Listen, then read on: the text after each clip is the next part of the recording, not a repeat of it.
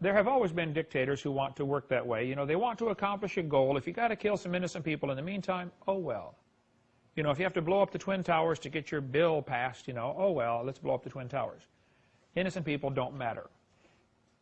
Charles Wooster, who works for the Environmental Defense Fund, said, people are the cause of all the problems. We have too many of them. We need to get rid of some of them. Of course, he's not in the ones that need to go. And they were talking about banning DDT, which had some problems, of course, but was very effective at what it did. In the old days, they used to soak lumber in creosote. Anybody remember the old time? Remember the creosoted poles? Man, and they used to put, what's the stuff they used to put around your house to get the termites out that they banned? It worked really well for termites, and anything that works good has been taken off the market, you know. Now you got to have stuff that brings them in. What Termidor is what we use now, you know. It brings them in, and they eat it and go back to the hive or whatever the tribe and the colony and kill them. But here they were talking about banning DDT, and Wooster said, well, if we ban DDT, it will help lower the population of people. Interesting. Bill Clinton, spelled with a K intentionally there because of his communist leanings, Bill Clinton signed the Biodiversity Treaty in 1993, which says, we must either reduce Earth's human population to 1 billion or reduce the standard of living to an agrarian peasant status. What are they trying to do? There are 6 billion people on the planet. They would like to reduce the population to 1 billion or make everybody a peasant. Because a farmer, you know, he doesn't have much impact on the ecology like a person driving a car, you know, and wanting actually hot water in their house, you know, and actually building a road. And, the United States was divided up years ago to protect the biodiversity, you know, to protect the animals. And this map shows the proposed biodiversity impact. The red areas are for animals only. No humans allowed, period. The yellow areas are for buffer zones to protect the animals. You can go in the yellow area if you have a special pass. Green areas are for humans.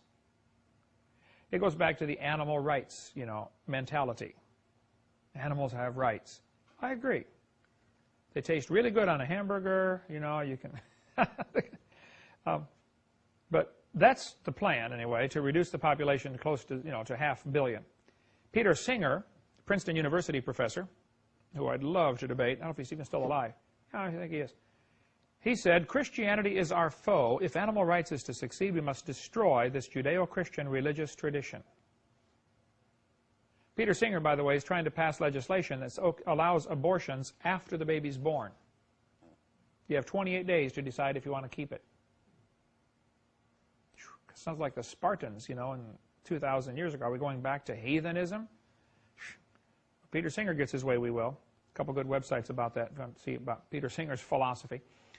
Alan Gregg said, he works for the Rockefeller Foundation, the world has cancer and the cancer is man. Where do people get a dumb idea like this? The Bible says God created the world for you know, it's His world, but He created it for us. He gave us, you know, dominion over the earth.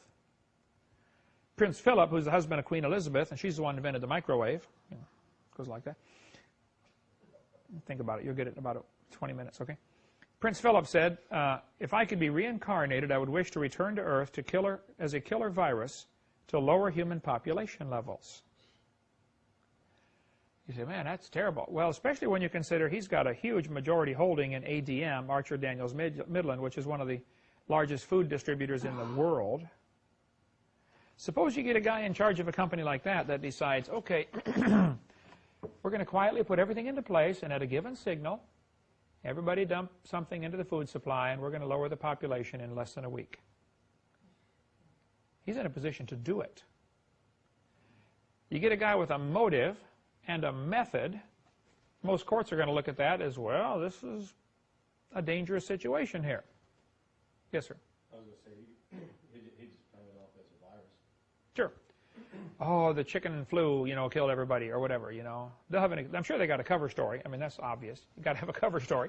It makes you stop and wonder, you know, what's really causing this? You need to go to billsardi.com if you want to see some of these new flus everybody's worried about, all the the birds dying off, killing them off. Go to billsardi.com and read his website about that.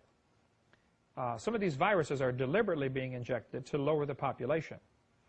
There's a great book I read a few months ago called Seeds of Deception, Genetically Engineered Foods. Monsanto Corporation, including right here in Pensacola. Are they still in operation here in Pensacola? Monsanto? A big company for years, as far as I know they are. And many other companies, but primarily Monsanto, has tried to corner the market on food production with genetically modified foods. Now, they've been banned in Europe. But 70% of the foods eaten by U.S. consumers that are processed foods, contain genetically modified. Go to Taco Bell, you get their tortilla, which has corn, which is genetically modified. What do? Well, they take the gene code and they modify it. Here's what the goal is: to get the seed to already have the pesticide built in to the gene code. So as it grows, the animals won't eat it. So in Europe, as they started doing this genetically modified food, people started noticing the butterflies are dying off. The butterfly goes to suck the juice out of the flower like he's done all of his life, and all of a sudden he croaks. And so to save the butterflies, they banned the genetically modified food. Now, the fact that it kills people, oh well, Here's an article from this page from this book, Seeds of Deception, which we sell, by the way, in our bookstore. It's not a Christian book. But in May 2003, President Bush proposed an initiative to end hunger in Africa using genetically modified foods. He also blamed Europe's unfounded, unscientific fears of these foods for hindering efforts to end hunger. Bush was convinced that GM food, genetically modified, held the key to greater yields, expanded U.S. exports, and a better world. His rhetoric is not new. It's been passed down from president to president and delivered to the American people through regular news reports and industry advertisements. The message was part of a master plan that has been crafted by corporations determined to control the world's food supply. Keep in mind, love of money, root of all evil. This was made clear in a biotech industry conference in '99, where a representative from Arthur Andersen Consulting Group explained how his company had helped Monsanto create that plan. First, they asked Monsanto what their ideal future looked like in 15 to 20 years. Monsanto executives described a world with 100% of all commercial seeds genetically modified and patented. Love of money, got to get a patent. Anderson then worked backward from that goal and developed the strategy and tactics to achieve it. They presented Monsanto with the steps and procedures needed to obtain a place of industry dominance in a world in which natural seeds were virtually extinct. Now think about it.